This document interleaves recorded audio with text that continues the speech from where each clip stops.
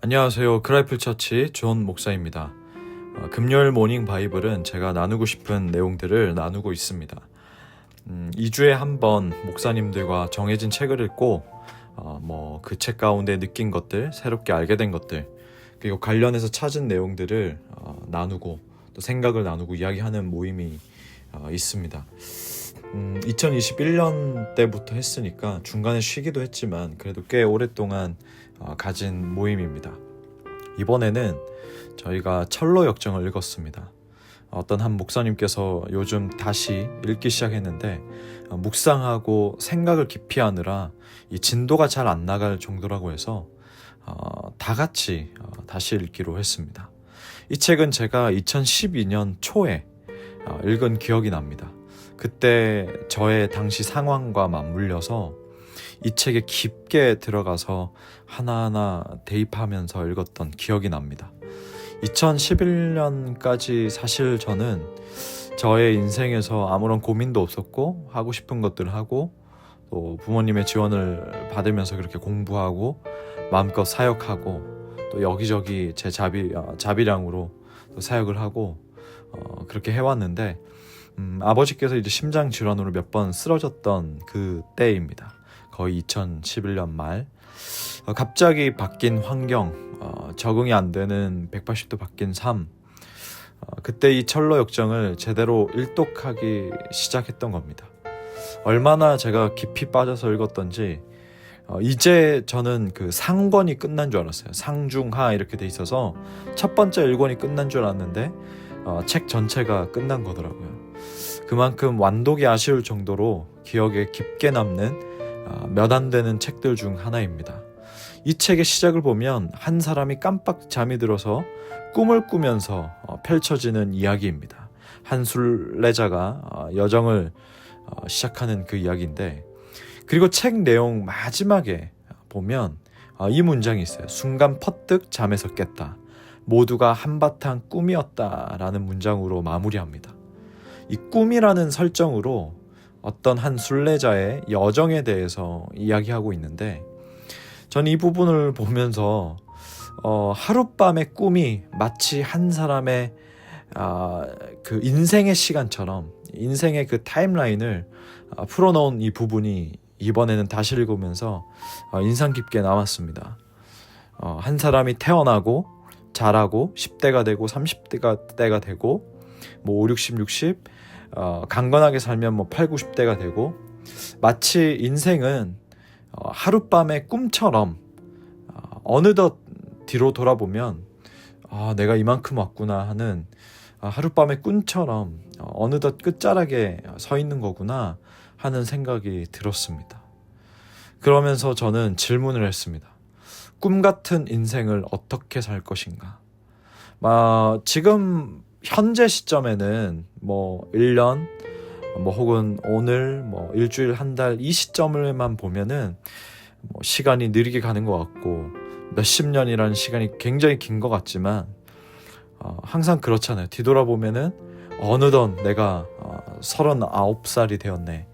어느덧 내가 내년이면 40이라고? 나는 아직 20대인 것 같은데. 저는 부산 고향에 가면 그렇습니다. 저는 초등학생 때가 생각이 나고, 아직도 저는 20대 초반 이제 학교 방학하고 온 것 같은 느낌이고 그런 마음인데, 이 실제는 30대 후반인 그런 그 모습들이 이렇게 보이게 되더라고요. 어쨌든 이 꿈 같은 인생을 어떻게 살 것인가? 달콤한 꿈이 될 것인가? 아니면 악몽 같은 꿈이 될 것인가? 시편 23편 1절 말씀 기억났습니다. 여호와는 나의 목자시니 내게 부족함이 없으리로다. 아멘. 이 말씀입니다.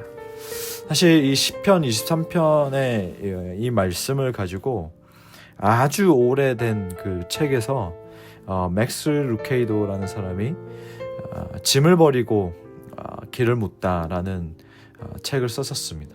이 철로 역정을 모티브로 쓴 책인데, 이 철로 역정에서 순례자가 처음에는 무거운 짐을 지고 여정을 떠나잖아요. 여정을 떠나는데 쭉 걸어가다가 한번 그 언덕을 넘어서 그 십자가 언덕에서 마침내 그 언덕을 이제 정복을 하면서 십자가에 가까이 마침내 도달했을 때에는 그 무거운 짐이 벗겨지는 놀라운 경험을 합니다. 그저 십자가만 바라봐도 짐이 없어지구나 라고 하는 그 은혜의 감격으로 한동안 그 십자가를 바라보는 순례자의 모습을 책을 통해서 볼 수가 있습니다. 마치 그처럼 시편 23편 1절 말씀이 이 다윗은 시편 23편 1절 말씀을 통해서 여호와라는 이 첫 단어를 통해서 우리에게 가장 무거운 짐들, 불필요한 짐들을 덜어내도록 합니다. 바로 자신 스스로가, 내 스스로가 마음대로 만들어낸 그 잡신의 짐에서 해방시키도록 해줍니다.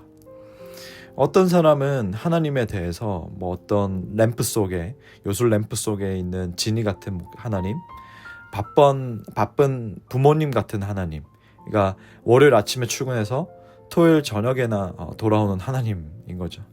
그런데 이제 주일이 돌아오면 신령한 모습으로 나타나는 그런 바쁜 부모님 같은 하나님, 이런 각자가 바라는, 그리고 각자가 믿고 있는 하나님의 모습이 있을 겁니다.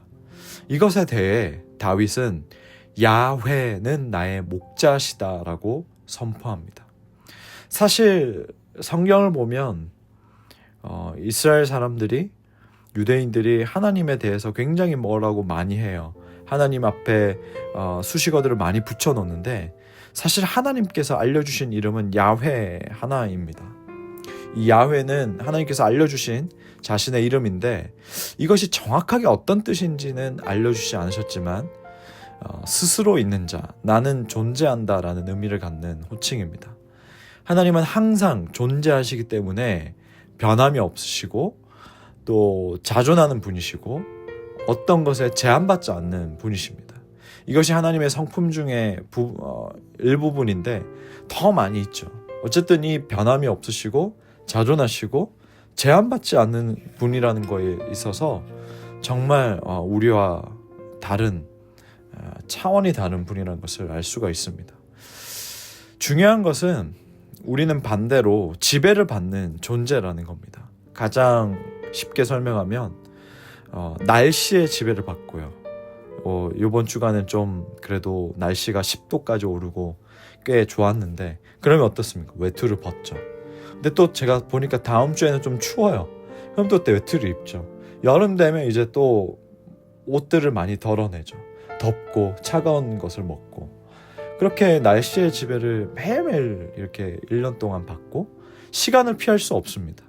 제 마음은 20대 초라고 하기엔 좀 그렇고 20대 중반, 후반 이런 열정, 어쨌든 이 20대 청년의 마음인데 시간은 저에게 39살, 내년에 40이라고 말을 해주고 제 얼굴들, 제 몸들, 여러 가지 제 안에 있는 이 건강들도 시간을 피할 수 없겠죠. 그리고 삶은 참 자주자주 변화됩니다. 이런 시간과 연관되어져서 관계가 변화되고 건강이 변화되고 그리고 사람이 다 변합니다. 그러나 딱 한 분 하나님은 변하지 않으십니다. 변화하는 세상을 우리가 따라잡으려고 아무리 지금 애써도 우리가 마음과 그 영혼은 그 안식을 경험할 수가 없는데 그 이유는 내일 다시 또 다른 변화가 나오기 때문이고 우리 안에는 이거 이제 내가 조금 따라잡은 것 같은데 1년 뒤, 2년 뒤 또 어떤 변화가 올까? 10년 뒤, 20년 뒤엔 어떤 변화가 있을까라는 그 불안감 때문에 우리는 평생 돈을 모아도 평생 뭔가 내가 견고한 뭔가를 쌓아도 절대로 안식할 수 없고 계속해서 여전히 불안한 상태로 살아갈 수밖에 없습니다. 그런데 우리에게 그렇기 때문에 우리에게 언제나 항상 한결같은 목자가 필요한데 바로 야훼입니다. 어떤 날씨도 야훼 하나님을 흔들지 못합니다. 오히려 폭풍이 일어났을 때에 야훼는 주무시고 계셨어요. 그리고 말 한마디로 잠잠하라 이렇게 말씀하셨습니다. 그리고 폭풍은 비바람은 잠잠해졌습니다. 우리가 시간이 흘러서 정말 죽음을 앞두고 있을 때 벌써 막 이런 이야기하면 슬프지 않습니까? 슬프고 정말 마음의 준비를 해도 슬프고 아무리 그 상황에 사랑하는 사람들이 곁을 지켜준다고 해도 손을 잡고 운다고 해도 사랑한다라고 이렇게 고백을 한다 해도 마지막을 앞두고 있는 사람은 굉장히 두렵습니다. 눈을 감고 나서 어떻게 될까라는 두려움. 믿음을 갖고 있어도 두려울 것 같아요. 그렇기 때문에 우리에게 정말로 필요한 것은 사망의 권세를 이기신 야훼 하나님의 손입니다. 삶의 의미에 대해서 삶이란 무엇인가, 그리고 우리가 살아가는 이 의미, 존재의 이유, 여러 가지 이 세상 만물에 대해서 정말 다양하게 사고하고 생각하고 또 연구하고 토론하고 이런 것들 학자들이 다 할 수 있습니다. 할 수 있지만 우리가 정말로 만나야 할 분은 우리의 인생의 의미를 선포하신 야훼 하나님입니다. 그분을 만났을 때, 야훼 하나님을 만났을 때 인생의 진정한 의미를 깨달을 수 있고요. 그 목적을 향해서 달려갈 수 있고요.